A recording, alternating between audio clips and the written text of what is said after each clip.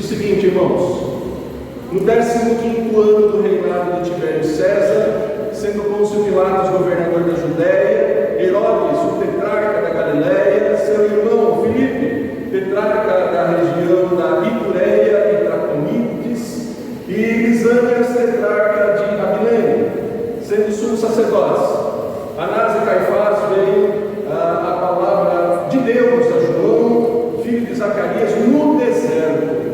Ele percorreu toda a circunvizinhança do Jordão, pregando o batismo de arrependimento para a remissão de pecados, conforme está escrito no livro das palavras do profeta Isaías: a voz do que clama no deserto, preparai o caminho do Senhor, endireitai as suas veredas, todo vale será aterrado, e nivelados todos os montes e outeiros, os caminhos tortuosos serão retificados, e os escabrosos aplanados, e toda a carne verá a salvação de Deus. Dizia ele, pois, às multidões que saíam para serem batizados: raça de víboras, quem vos induziu a fugir da ira vindoura? Produzi, pois, frutos dignos de arrependimento. E não comeceis a dizer entre vós mesmos: temos por pai Abraão, porque eu vos afirmo que destas pedras Deus pode suscitar filhos a Abraão. E também já está posto o machado à raiz das árvores. Toda árvore, pois, que não produz bom fruto é cortada e lançada ao fogo. Então as multidões o interrogavam, dizendo: que havemos depois de fazer? Respondeu-lhes: quem tiver duas túnicas, reparta com quem não tem. Quem tiver comida, faça o mesmo.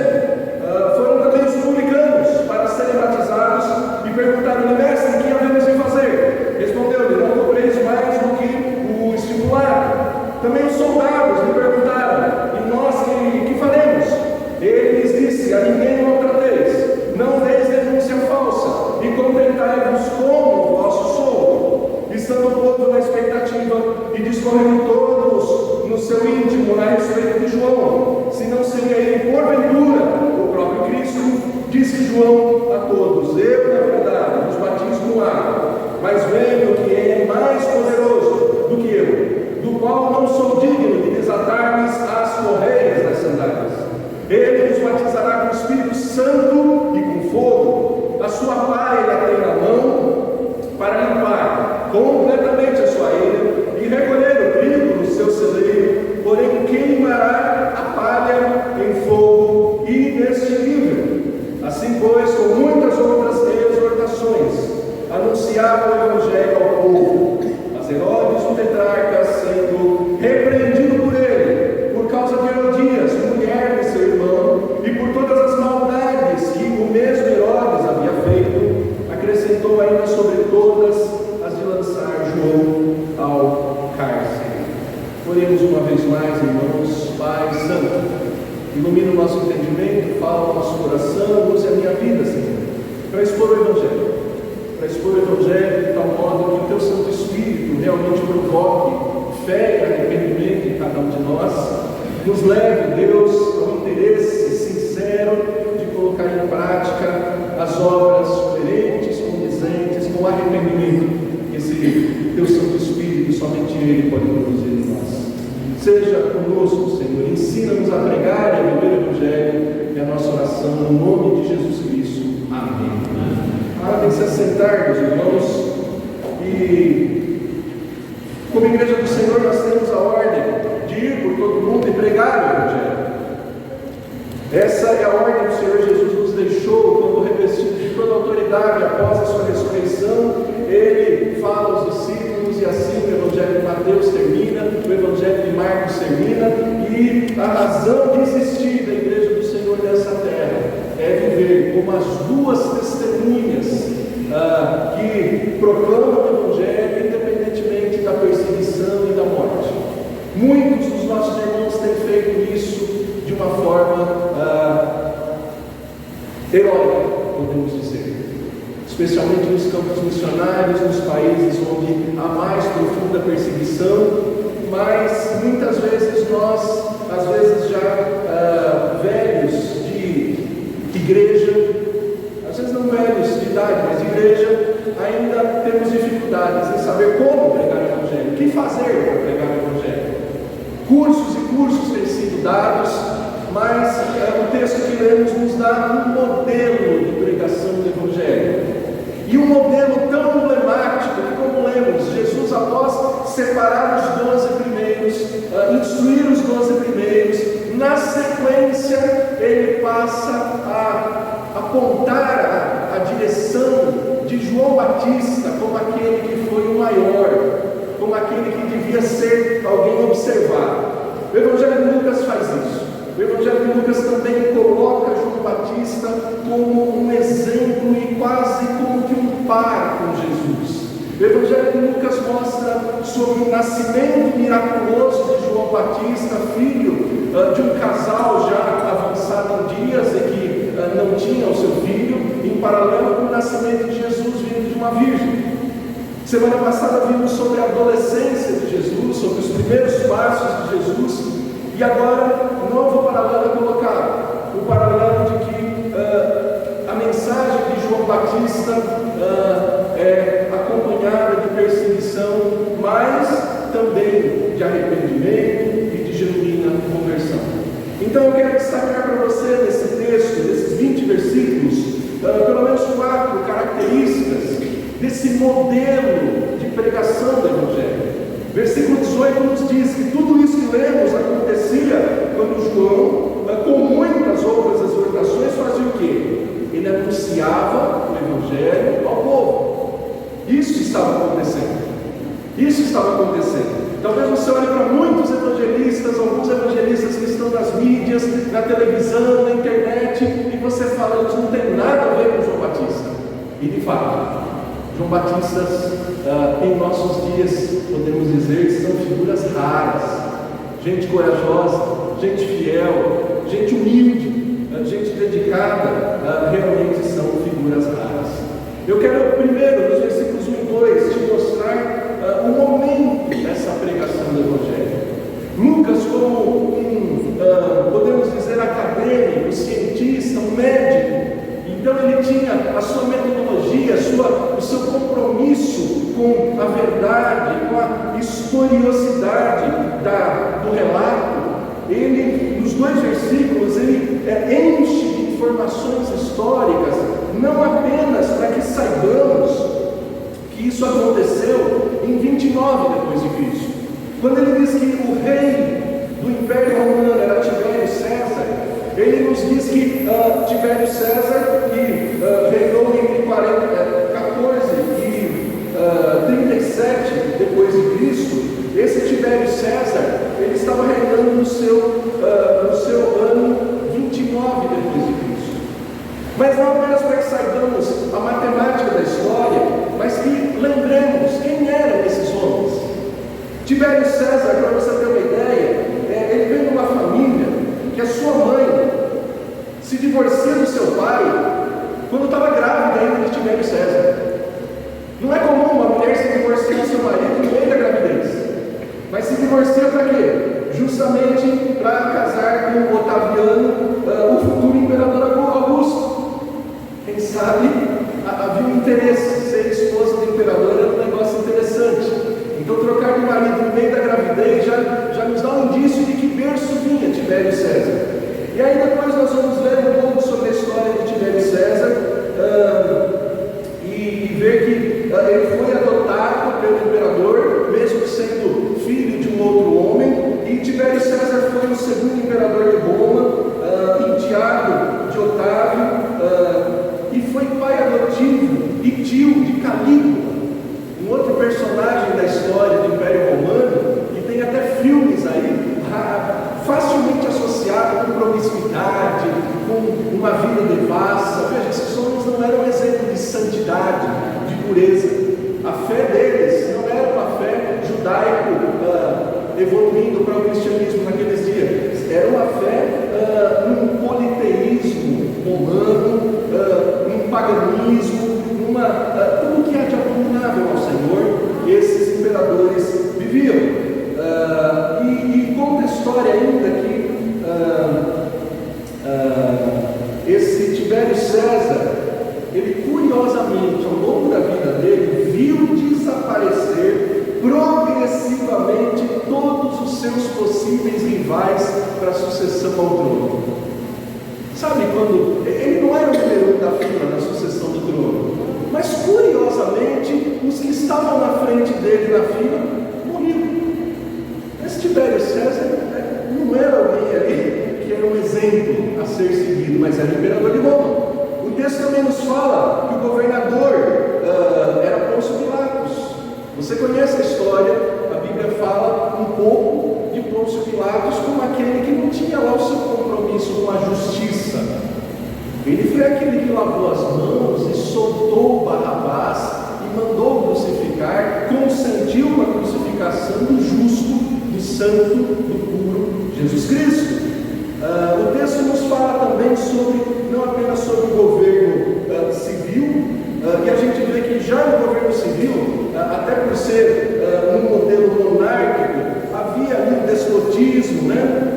Então vemos ali que o Herodes, tetrarca da Galileia, tinha o seu irmão como tetrarca da Itureia, sabe aquelas coisas que só aconteciam lá no Império Romano, de parente arrumando um cargo para o filho, arrumando um cargo para o irmão, arrumando, sabe, coisa que só acontecia no Império Romano. Na América do Sul isso não acontece, né? Essas coisas não acontecem por aqui. E nós vemos que também no governo eclesiástico, olha só, versículo 2 nos diz o que aconteceu no templo, quem é que governava o templo de Jerusalém.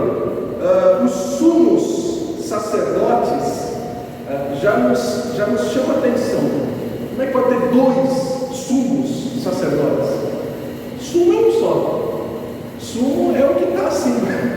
Mas tinha 2, por que era 2? De novo, o famoso despotismo que nós encontramos explicado para nós lá em João 18:13. Anás era sogro de Caifás, tudo em família, também na administração do templo. Muito difícil, né, gente? Olhando os governantes assim, o imperador, tinha também o tetrarca, o Herodes, né? A gente não pode esquecer de falar do Herodes. Quando a gente vai estudar a história de Herodes, entre outras coisas, a gente descobre que ele era idumeu, ou um edomita, um descendente de Esaú. Esaú que lá atrás não teve a bênção de Jacó. Jacó, seu irmão,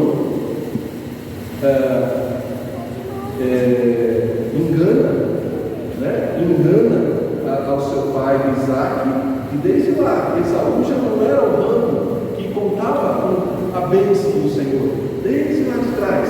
Mas há outras coisas. Herodes Antipas era um príncipe frívolo, acusado de vários crimes, e como lemos no texto, ele manda prender João Batista, e na sequência, o próprio Evangelho de Mateus nos conta que manda decapitar João Batista, atendendo ao pedido da filha de Herodias, né, com quem ele adulterava. Então veja, queridos, que cenário político, que cenário nefasto.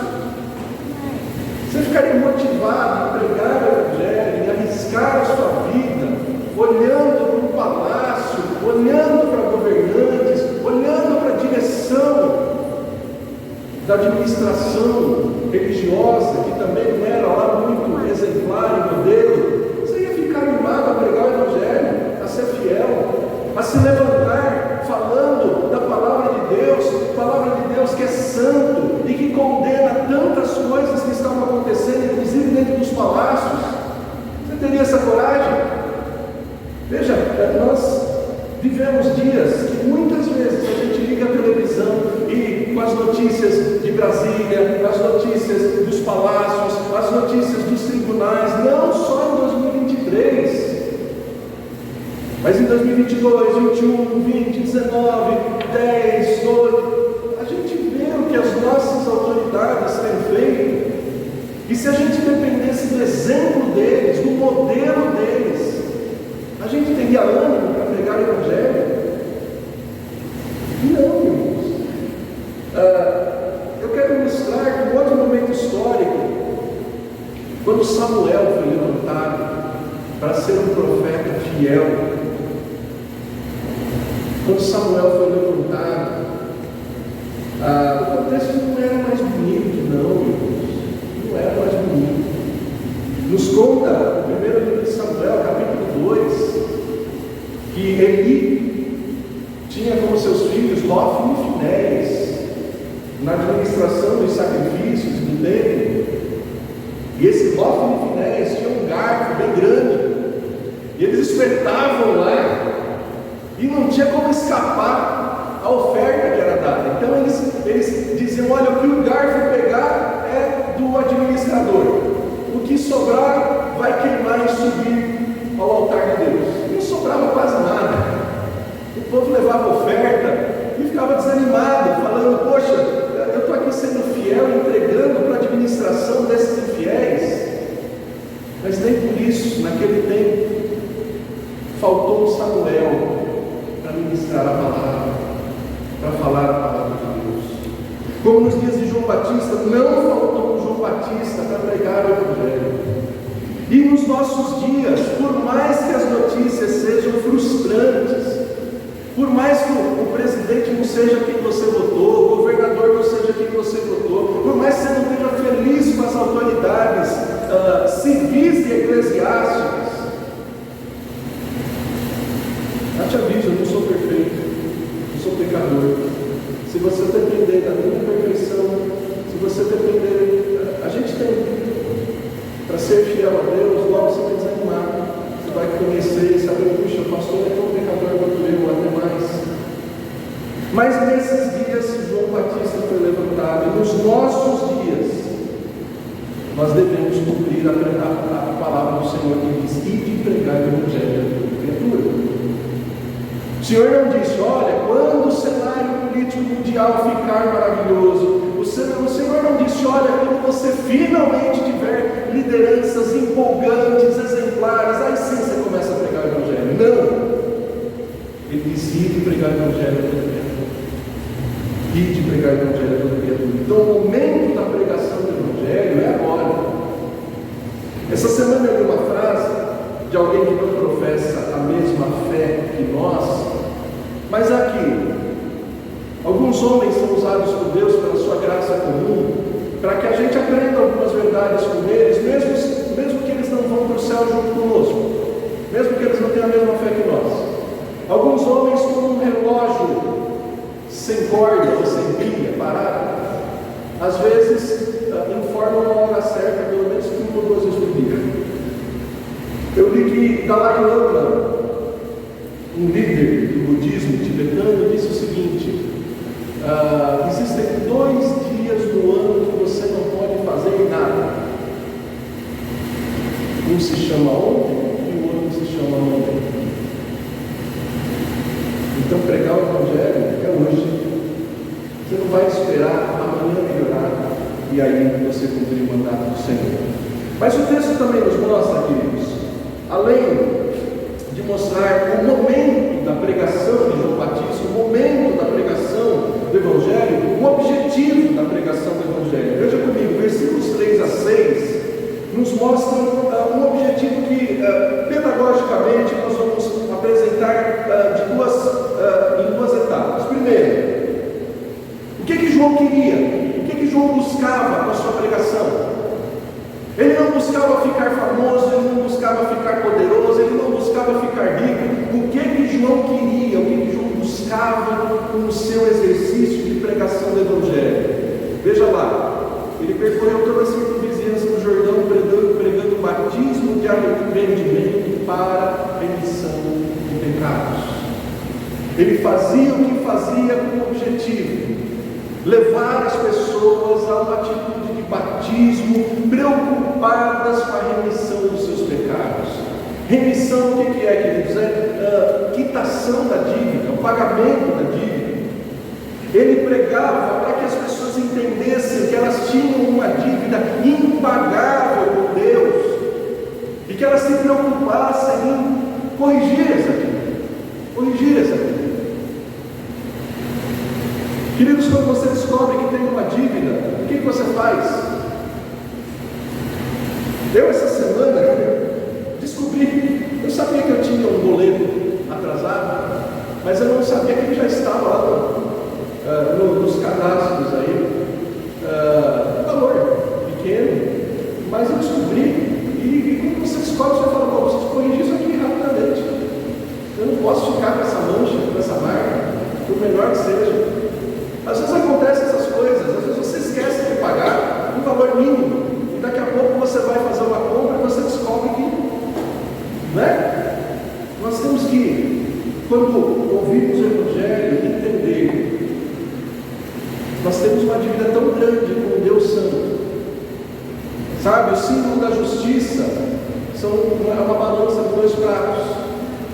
E pense no seguinte: no dia do juízo, o prato das boas obras vai estar mais pesado do que o prato dos seus pecados?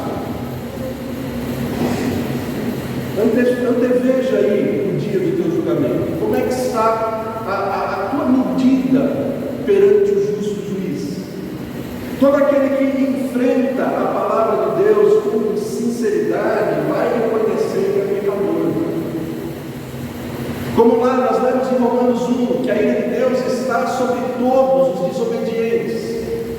E aí uma primeira parte de Romanos 1 vai inclusive diretamente falar de mulheres que têm relacionamento com mulheres, homens que têm relacionamento com homens, e às vezes a gente para ali naquela lista e fala, puxa, ainda bem que o meu procedimento é diferente. Mas você viu que na sequência, o mesmo capítulo fala de inveja, fala de desobediência aos pais, fala de arrogância, fala de uma série de pecados que afrontam a santidade do nosso Deus, que despertam a ira do nosso Deus. E aí quando a gente reconhece que é pecador, a gente fala, eu preciso resolver o problema dessa dívida, eu estou devendo. E era o que João fazia, confrontava as pessoas com um objetivo, não um objetivo de humilhar, não um objetivo de desanimar, mas o objetivo de mostrar o caminho, que as pessoas buscassem o batismo, buscassem o arrependimento dos pecados, não é? Então esse era o objetivo da pregação do Evangelho de João, o objetivo dado por Jesus com todas as letras logo depois. Jesus disse, toda a autoridade me foi dada nos céus e na terra, ide portanto por todo o mundo, fazendo discípulos de todas as nações, ensinando-os e batizando-os. Queridos, nós falamos muito sobre discipulado no ano passado, vamos continuar falando sobre discipulado, e nós precisamos ter bem claro que qual é o alvo do discipulado. Começa a evangelização, se desenvolve com o discipulado ele é bem sucedido quando o irmão, a irmã diz, eu quero me batizar, eu quero professar a minha fé, eu quero participar da mesa do Senhor, eu não quero mais ser alguém que só assiste, eu quero ser parte do corpo, eu não quero ser um anexo, um apêndice da igreja, não, eu quero ser igreja, eu quero ser da família, eu quero ser visita. Assim, João Batista tinha esse objetivo, e é um objetivo desdobrado daquilo que foi profetizado sobre ele. Olha, o versículo 4 nos diz que ele era o cumprimento da profecia de Isaías, profecia que lemos aí no dia desse culto. Você não chegou no horário, perdeu a primeira leitura, nós lemos Isaías 40, isso que eu recomendo, você chegar em tempo de participar de todo o culto. Isaías 40 é um texto consolador, é um texto prometendo que Deus viria para aplainar, para restaurar, que Jesus viria, mas antes, ele disse que alguém viria na frente. Quando alguém vai construir uma estrada, um engenheiro, uma equipe vai na frente para conhecer o terreno, saber onde tem uma rocha, saber onde tem uma rampa, onde vai precisar ter uma curva, onde vai precisar construir um túnel. Isso é assim hoje.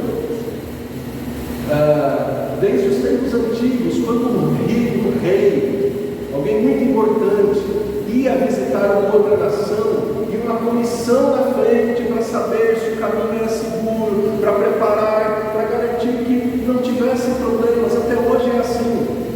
Quando o presidente de uma nação vem, 1, 2 semanas antes, chegam ali os que preparam o caminho, preparam a recepção, vão, olham na sala, ver se não tem risco de atentado. A figura de João Batista é essa. preparar para que quando Jesus viesse, estivessem prontos para recebê-lo. Essa é a figura de João Batista. Então, o objetivo da pregação do Evangelho é esse: levar as pessoas ao batismo.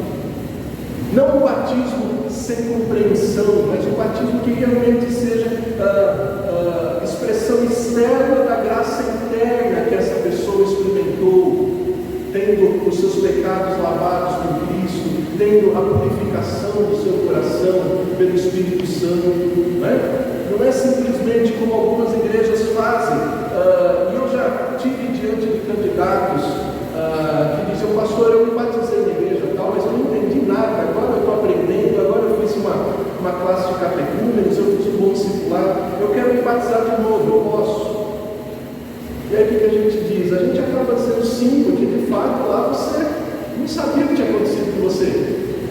Infelizmente tem irmãos, tem igrejas administrando batismo em pessoas e depois as pessoas não mudam de vida, porque o discipulado não é feito adequadamente, não há o devido ensino, e o batismo deve ser realmente uma expressão externa de algo interno que acontece na vida de alguém que conhece o Evangelho, de alguém que crê no Evangelho, de alguém que publica a sua fé no Evangelho e vive, não apenas com Jesus como seu Salvador, mas tendo Jesus como seu Senhor. Então, queridos, o tempo da pregação do Evangelho independe dos governantes serem exemplares. O objetivo da pregação do Evangelho é realmente levar o batismo e preparar um povo que se encontre com Jesus. Veja, João Batista estava preparando o povo para a primeira vinda de Jesus. Nós estamos aqui para preparar o povo, nós somos um povo se preparando para a segunda vinda do Senhor Jesus.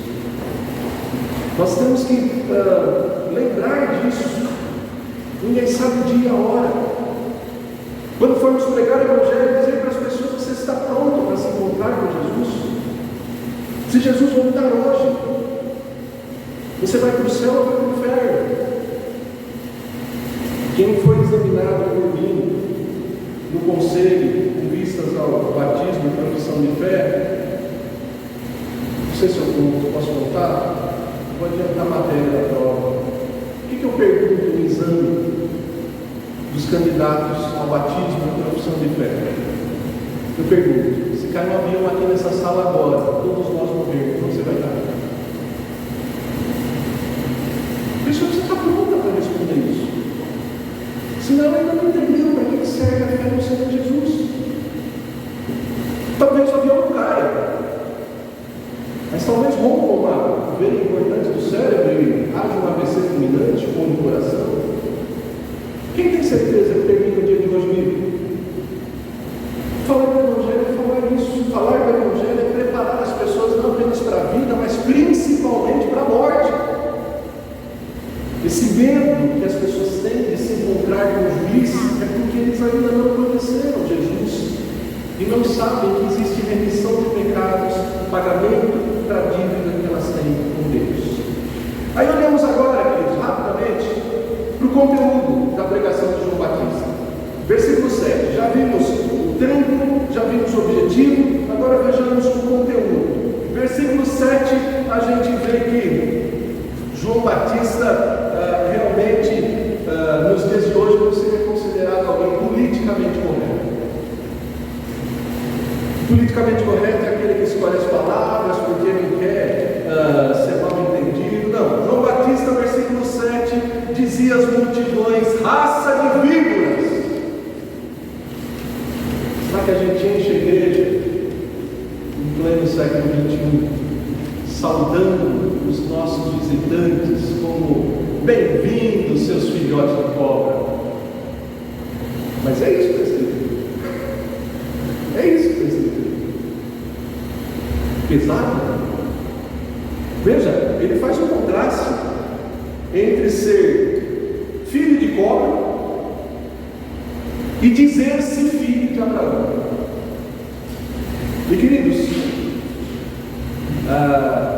Teve um outro pregador do Evangelho que confrontou os seus ouvintes, que se diziam filhos de Abraão, e disse para eles, não disse que eles eram filhos de cobra, disse que eles eram filhos do diabo. Está lembrado quem foi? Jesus Cristo. João capítulo 8, versículos 33 a 58. Por quê? Porque desde que Adão e Eva entregaram de bandeja o governo da criação, com toda a família, para obedecerem a palavra da serpente, a família de Adão e Eva se tornou filha do diabo, ou da serpente que tentou Adão e Eva lá no Jardim do Éden. E nós não queremos morrer como filhos da serpente, como da família de Satanás. Era sobre isso que João Batista pregava, dizendo: olha, não adianta vocês aí baterem no peito e dizer eu sou filho de Abraão. Vocês são mesmo filho de cobra, filhote de cobra, raça de víboras. Ele confrontava os seus ouvintes, mas com a boa intenção de dizer: vocês precisam fugir da ira. A ira de Deus que está sobre vocês. Está sobre vocês porque vocês vivem obedecendo a serpente e não ao Criador. E aí ele fazia isso na sua pregação. Esse era um dos aspectos da pregação de João Batista. E ele dizia mais, né? Ele dizia: olha, o machado já está posto na raiz, e vão ser cortados as árvores, a árvore que não der fruto. Você se lembra o que Jesus fez? De manhã eu disse isso, eu vou repetir agora. O que Jesus fez com a figueira que não deu fruto? Secou. E várias vezes Jesus disse que aquele que não desse fruto seria lançado no fogo. O texto aqui nos diz, né, quando João Batista vai explicar quem é ele, a continuação da sua pregação, né, olha, versículo 16 e 17, ele diz: olha, eu não sou Cristo, eu estou falando de Cristo, para que vocês recebam o batismo do Espírito Santo com fogo, porque veja o que ele diz no versículo 17: ele está com a pá na mão, ele vai vir fazer a limpeza, e depois que ele limpar, quem for palha, quem for joio, vai queimar, só vai ficar quem é trigo. Essa é a pregação de João Batista, e nós sabemos que os verdadeiros filhos de Abraão, conforme Gálatas, capítulo 3, versículos 7 a 9, veja comigo. Quem são os filhos de Abraão? Gálatas, capítulo 3, versículos 7 a 9. Será que eu e você somos filhos de Abraão? Ou somos filhos da serpente? Gálatas, capítulo 3, versículos 7 a 9, nos diz o seguinte: saber, pois, que os da fé são filhos de Abraão. Ora, tendo a Escritura previsto que Deus justificaria pela fé os gentios, pré-anunciou o Evangelho a Abraão: em ti serão abençoados todos os povos. De modo que os da fé são abençoados com o crente Abraão. Versículo 14, que fé é essa? Veja só: para que a bênção de Abraão chegasse aos gentios em Jesus Cristo, a fim de que recebêssemos pela fé o Espírito prometido. Como é que a gente troca de família? Crendo no Senhor Jesus e sendo salvo a nós e a nossa casa. Como é que a gente deixa de ser raça de víbora, filhote de cobra, ninho de serpentes? Crendo no Senhor Jesus e passando a ser filho de Abraão pela fé em Jesus. Não adianta nada você dizer: eu sou filho do reverendo fulano de tal, terceira geração de presbiterianos do Brasil. Você é crente? Você é crente em Jesus? Não basta nascer em casa de gente, não basta ser filho de crente, tem nome de crente, sobrenome de crente, cargo de crente. Não basta. Você precisa ouvir a mensagem e se lembrar: o machado vai vir e vai cortar. E quando a poda for feita, quem não tem fruto, e quem faz a gente dar fruto é o Espírito Santo que Jesus batiza. Quem dá esse fruto, esse sim permanece para sempre. Mas quem não dá fruto vai ser queimado. Não é na fogueira, é no lago de fogo que arde e consume. Por fim, queridos, esse conteúdo dessa pregação, pregado com esse objetivo, e nesse tempo tão difícil, levava a uma resposta prática. E queira Deus que saiamos daqui preocupados em fazer alguma coisa diante do Evangelho. Aqueles ouvintes chegavam para João e diziam: e agora, o que eu faço? E aí você veja, versículo 11, o que vocês fazem? Dividem o que vocês têm, sejam generosos. Parem de ser avarentos, egoístas. E querido, a gente não fica egoísta depois de grande, não. Você lembra quando você era criança e você não conseguia emprestar seus brinquedos para os seus amiguinhos? A gente já nasce egoísta. Ou só eu aqui? Eu acho que as crianças aprendem, antes de falar papai e mamãe, elas aprendem a falar não, para mostrar que elas são desobedientes.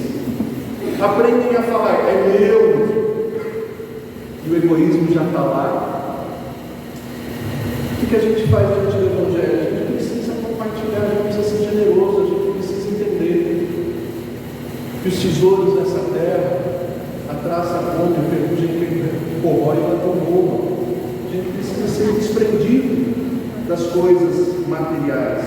O que mais? Versículo 12 a 13 diz que chegava também uma classe muito específica de gente, publicanos, que seriam os funcionários da Receita Federal do Império Romano, os cobradores de impostos, que cobravam o imposto devido e mais um pouco, e por isso se enriqueciam. E aí, esses publicanos, como Zaqueu, que o Evangelho de Lucas nos fala no capítulo 19, versículo 8, o que eles deviam fazer quando convertidos? Parar de cobrar além do necessário, além do justo. Você lembra Zaqueu quando se converte? Lucas 19, 8 diz: olha, diante de Jesus, se eu defraudei alguém, eu vou devolver o dobro. Essa disposição de tentar consertar aquilo que é possível consertar. Se você é nova criatura, você não pode deixar o teu passado do jeito que ele era. Se dá para consertar, vai lá e conserta. Vai lá e pede perdão. Vai lá e devolve o que não é seu. Vai lá e confessa aquilo que você mentiu. Essa é uma forma de aplicar o Evangelho. Uma terceira forma, os soldados, o que fazer? E eu lembro aqui, eu falava: olha só, João Batista, o primeiro genuíno atuador da Comissão de Direitos Humanos do Império Romano de Jerusalém. Hoje nós temos as comissões de direitos humanos da OAB que visam frear os procedimentos violentos. Nós estamos ouvindo, e vira e mexe a gente ouve nos Estados Unidos, aqui, situações de tortura, situações de excesso de policiais, e acontecem. Todas as corporações, todas as classes profissionais têm os bons e os maus, e tem quem exagera, e a igreja não deve concordar com isso, nem apoiar. Mas você veja João Batista lá atrás dizendo para os soldados do império: agora você vai ser um soldado crente? É só para cumprir a lei, não é para maltratar ninguém, sem violência, sem maltratar. O que mais? Sem forjar flagrante, sem falsa denúncia, né? Cumpra o novo mandamento. O que mais? Sem suborno, se contente com o seu salário. É fácil isso. Soldado nunca ganha bem.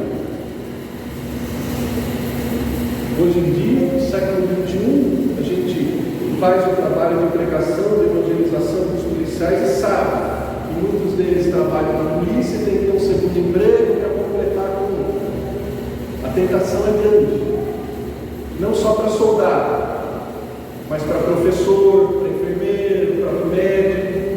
Mas a lição aqui é: tenha uma vida contente, cumpra o 10º mandamento, não cobice o que não é teu, viva com o que é teu. Então esse foi um resultado prático da pregação do Evangelho na vida dos ouvintes de João Batista.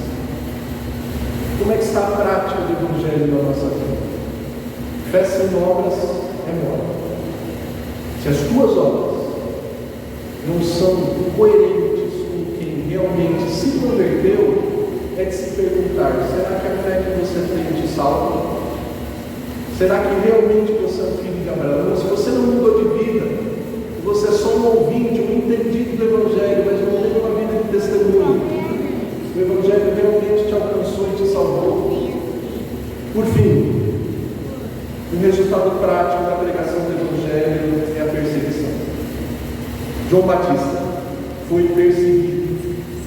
João Batista foi denunciar o pecado, o adultério, ele foi perseguido, ele foi preso. João Batista foi perseguido e depois, como sabemos, decapitado. O Senhor Jesus nos ensinou: bem-aventurados sois quando por minha causa foram perseguidos, nos injuriaram, disseram todo tipo de coisa contra vocês. Alegrai-vos quando isso acontecer. Você tem sido perseguido por quê? Não, pastor, ninguém me persegue. Será que você realmente tem sido luz desse mundo e incomodado as trevas? Será que realmente você tem vivido o Evangelho? Porque o apóstolo Paulo, em 2 Timóteo 3, versículo 12, diz: todo aquele que quer viver piedosamente sofrerá perseguição. Sofrerá perseguição. Então, queridos, o modelo de pregação do Evangelho é para o nosso bem. O modelo de pregação do Evangelho tem o objetivo de levar pessoas ao batismo, preparados para o encontro com Jesus. O modelo de pregação do Evangelho tem esse conteúdo que confronta pecados e que leva a uma tomada de decisão entre ser família do diabo ou família de Abraão. O modelo de pregação do Evangelho leva a uma prática, leva às obras. Nós não somos salvos pelas... Que eu e você sejamos pregadores do Evangelho em nossos dias, seguindo esse modelo do maior dos profetas, elogiado por Jesus Cristo, e estejamos preparados e preparando outros para o encontro com Jesus Cristo que está voltando. Eu convido você a ficar em pé.